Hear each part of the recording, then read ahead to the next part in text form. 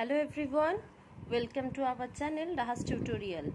আজকে প্রিপোজিশনের সেকেন্ডে অলরেডি আমি আগের একটা ভিডিওতে 10 টাইপস অফ প্রিপোজিশনস আলোচনা করেছি। আজকেও আরও কিছু প্রিপোজিশনস নিয়ে আলোচনা করব। চলো প্রথমে শুরু করছি বিটুইন দিয়ে। আমরা বিটুইন মানে বুঝি কোনো কিছুর মাঝে বা মধ্যে। আচ্ছা, অ্যামং মানেও মধ্যে। তাহলে এই দুটোর মধ্যে তফাৎটা কি আগে বুঝে নিই। বিটুইন মানে হচ্ছে যখন দুজনের মধ্যে আমরা আলোচনা করি। ওকে, যেমন ধরে নাও C sat between her two friends, তাহলে কি সে তার দুটো বন্ধুর মাঝে বসেছিল। আর আমং হচ্ছে অনেক জনের মধ্যে, যখন মোর দ্যান টু পিপল, যখন দুজনের বেশি থাকছে তখন আমরা অ্যামং ইউজ করছি। তেমন ধরে নাও there is a red balls among the toys. Among the toys মানে অনেকগুলো খেলনা আছে, সেখানে একটা কি আছে, রেড বল আছে। ধরে নাও আরেকটা এক্সাম্পল দিতে পারি, he distributed chocolates among the children, মানে অবভিয়াসলি দুটো চিলড্রেনের মধ্যে হবে না। যখন ডিস্ট্রিবিউটেড বলতাম চকলেটস বিটুইন টু চিলড্রেন মানে দুজনের মধ্যে হতো, আর এখানে অ্যামং দ্য চিলড্রেন্স মানে অনেকগুলো বাচ্চা আছে তার মধ্যে ডিস্ট্রিবিউট করছি। তাহলে প্রথমেই হলো বিটুইন আর অ্যামং। বিটুইন হচ্ছে যখন দুটো মানুষের মাঝে আমরা বলছি she sat between her two friends, দুটো বন্ধুর মাঝে বসেছিল। আর অ্যামং হচ্ছে অনেকজনের মধ্যে, there is a red ball among the toys. তারপরে হচ্ছে অ্যাক্রস। আচ্ছা, অ্যাক্রসের অনেকগুলো মানে হয়। প্রথমেরটাই যে আমি এক্সাম্পলটা দিচ্ছি, I swam across the river, এখানে মানে হচ্ছে তে, দিয়ে বা মধ্যে। তাহলে কি হলো, I swam across the river, আমি পুরো রিভার মধ্যে দিয়ে আমি কি করলাম, সোয়াম করেছিলাম। সুইমের পাস্ট টেন্স সোয়াম। আরেকটা অ্যাক্রসের মানে হচ্ছে যে ওপারে, মানে বা ওই দিকে, ওই দিকে বা ওপারে, রাইট। তাহলে there are two building across the railway line, তাহলে রেলওয়ে লাইনের কি আছে, ওপারে একটা বা ওই দিকে কি আছে, দুটো বিল্ডিং আছে। There are two building across the railway line. আর একটা হচ্ছে অ্যাক্রস, হচ্ছে পুরো এরিয়া জুড়ে, যেটাকে আমরা বলতে পারি। ঠিক আছে, যেমন ধরে নাও ফর এক্সাম্পল বলতে পারে the news spread across the country, মানে সমস্ত কান্ট্রি জুড়ে কি হয়েছে, নিউজটা স্প্রেড করে গেছে, ছড়িয়ে গেছে। সেই সূত্রে আমরা অ্যাক্রসটা মানে জুড়ে, পুরো অংশ জুড়ে যখন কিছু স্প্রেড হচ্ছে সেক্ষেত্রে আমরা বলতে পারি, যেমন the news has spread across the country দিয়েছি, অ্যাক্রস দ্য ওয়ার্ল্ড হতে পারে। তাহলে ফার্স্টটা হচ্ছে কোনো কিছুর মধ্যে দিয়ে, I swam across the river. আরেকটা পর হচ্ছে ওই দিকে, there are two building across the railway station, বা তুমি বলতে পারো যেরকম আরেকবার ভাবে বলতে পারি, can you see across the wall, তুমি কি দেওয়ালের ওপারে দেখতে পাচ্ছ, এই অর্থে আমরা অ্যাক্রসটা ইউজ করছি। এরপরে হচ্ছে অ্যাবভ। অ্যাবভ মানে ওপরে, তার পরেরটাই দেখো আছে ওভার। ওভার দুটোই মানেই উপরে। আচ্ছা, প্রথমেই তোমরা ডিফারেন্সটা বোঝো। যেমন ধরে নাও আমি বলছি, বেসিক ডিফারেন্সটা হচ্ছে, ধরে নাও আমি বলছি যে আমার মাথার ওপরে কি হচ্ছে, ফ্যান চলছে। আমি সেক্ষেত্রে বলতে পারি a fan is running over my head. ধরে নাও যখন কোনো কিছু, দুটোই তো ওপরে, অ্যাবভ মানেও ওপরে আর ওভার মানেও ওপরে, কিন্তু যখন আমাদের খুব কম ডিস্টেন্সে আছে তখন আমরা সেটা ওভার ইউজ করছি, আমাদের থেকে কম ডিস্টেন্সে।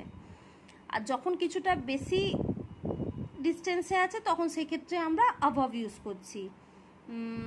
যেমন বলতে পারি a plane is going above my head, মানে আমার মাথার ওপর দিয়ে কী হচ্ছে, প্লেন চলেছে, সেটা অনেকটা ডিস্টেন্সে আছে। বোঝা গেল? তাহলে এখানে ফার্স্ট এক্সাম্পলটা দেখে নিই, a plane is flying above the village. তাহলে কি হলো, একটা ভিলেজের ওপর দিয়ে প্লেন হচ্ছে, যেহেতু ওটা অনেক ডিস্টেন্স সেক্ষেত্রে আমরা প্লেন ইউজ করছি।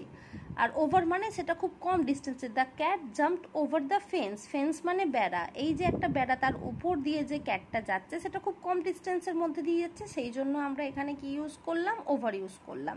আই হোপ তোমরা বুঝতে পারছো। যখন আমরা অনেকটা ডিস্টেন্সের কথা বলি তখন অ্যাবভ ইউজ করি, যখন কম ডিস্টেন্সের কথা বলি তখন ওভার ইউজ করি। তাহলে আমরা এখনো পর্যন্ত কি শিখলাম, between, among, across, above, over. এখানে তোমাদের একটু দেখিয়ে দিই, আগের দিন আমি in, into, on, at, from, with, without, before, after, by এগুলো নিয়ে আলোচনা করেছি আগের ভিডিওতে। যারা ভিডিওটা দেখোনি আমি লিঙ্কটা ডিসক্রিপশানে দিয়ে দেবো, তারা আমাদের ওই ভিডিওটা দেখে নিও। আচ্ছা, পরেরটা হচ্ছে বিসাইড। বিসাইড মানে পাশে, আমরা সবাই জানি।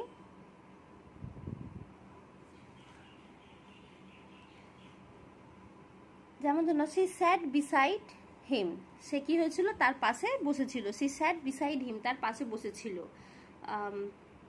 আচ্ছা, পাশে, আচ্ছা বিসাইড আর বিসাইডসের মধ্যে তফাৎটা বোঝো। ফার্স্টে এক্সাম্পলটা দেখে নাও। She enjoy painting besides she is a talented writer.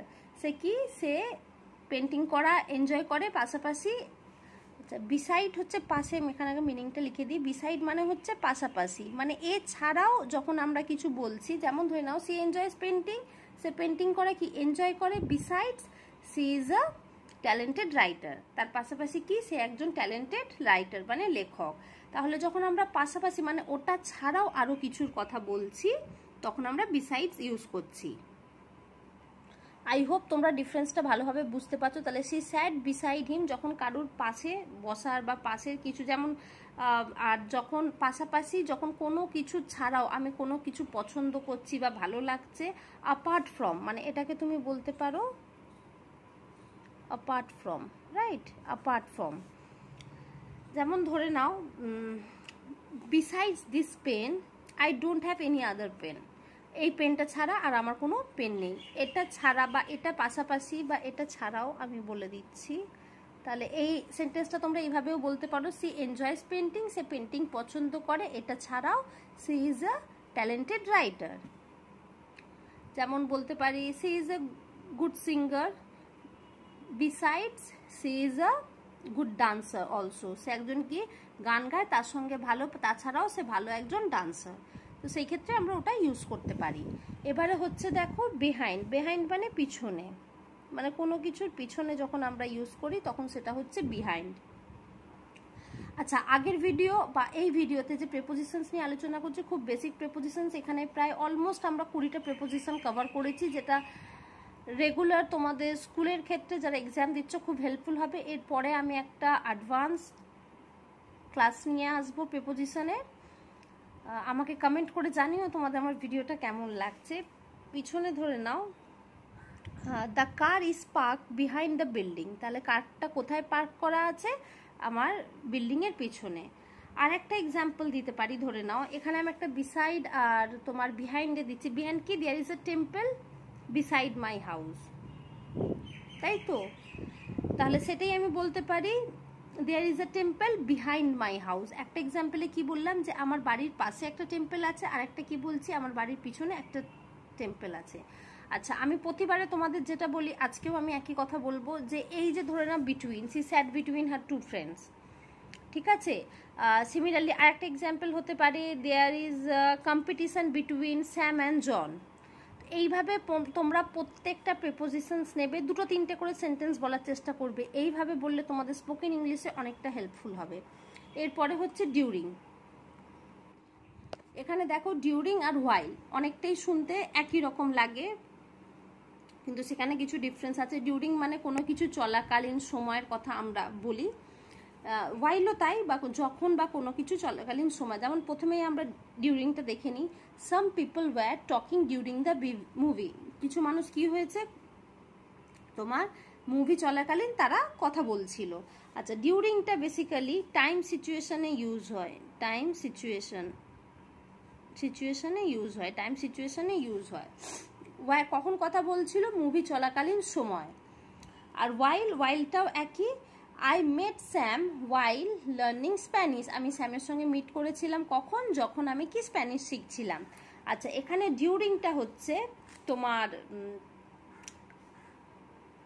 এটা নাউনের সাথে ইউজ হয়, আর ওয়াইলটা ইউজ হয় ভার্বের সাথে, রাইট। যেমন ধরে নাও some people were talking during the movie, তাহলে এই যে ডিউরিংটা ইউজ হচ্ছে কখন, দ্য মুভি। এখানে দ্য মুভিটা কিন্তু একটা নাউন। আমার ডিউরিং আর ওয়াইলের একটা ডিটেলস ভিডিও আছে, সেপারেট ভিডিও আছে, আমি ওর লিঙ্কটাও ডেসক্রিপশানে দিয়ে দেবো, যারা দেখুনি তারা দেখে নিও। আর ওয়াইলটা সবসময় ইউজ হয় কখন, তোমার যখন মানে ভার্বের সাথে ইউজ হয়। যেমন ধরে now I met Sam while learning Spanish, আমি কখন শিখেছিলাম, এই দেখো ওয়াইলটা আমরা ইউজ হয়েছে, তারপরে একটা জেরান্ড থাকে, ভার্ব থাকে জেরান্ড মানে আমরা জানি যে যার সঙ্গে ভার্বের সঙ্গে আইএনজি থাকে, রাইট, ভার্বের সঙ্গে আইএনজি, লার্ন ভার্ব তার সঙ্গে আইএনজি আছে। তো ডিউরিংটা হচ্ছে তোমার নাউনের সঙ্গে ইউজ হয়, আর ওয়াইলটা হচ্ছে সবসময় তোমার ভার্বের সঙ্গে ইউজ হয়। ডিউরিং আর ওয়াইলের যে ডিটেলস ভিডিও আমি দিয়ে দেবো। দেখো একটা ভিডিওতে তোমাদের আমরা ডিটেলসে ধরে নাও যখন আমি পার্সোনালি ক্লাস নিই বা পড়াই, তখন আমি এই জিনিসটাই একটা জিনিসে আমি অনেক এক্সাম্পল দিই, তাদের থেকে আমি টেস্ট নিই, খুব ডিটেলসে বোঝাবার চেষ্টা করি, তো বুঝতে খুব সুবিধা হয়। কিন্তু যখন আমরা এই ভিডিওটা বানাচ্ছি তখন আমাকে এই 10-15 মিনিট 20 মিনিট হার্ডলি সেখানে আমাকে ভিডিওটা শেষ করতে হয়, কারণ ওইভাবে যেটা সামনাসামনি বসে বোঝানো যায় ভিডিওতে বোঝানো সম্ভব না, তোমরাও সেখানে ইন্টারেস্ট পাবে না একটা যদি অত লেন্দি আমি ভিডিও করি। তাই বলছি তোমরা বাড়িতে বারবার প্র্যাকটিস করো, কোনো কোয়ারিজ থাকলে আমাকে কমেন্ট করো, আর প্রত্যেকটা প্রেপোজিশনস নিয়ে 2-3টে করে সেন্টেন্স তোমরা বলার চেষ্টা করো, তোমাদের স্পোকেন ইংলিশে হেল্পফুল হবে। আর আমার ভিডিও যদি তোমাদের ভালো লাগে প্লিজ লাইক করো, অ্যাটলিস্ট একটা শেয়ার করো, আর যারা সাবস্ক্রাইব করোনি please do subscribe and don't forget to hit the bell icon so you never miss a learning moment. Thank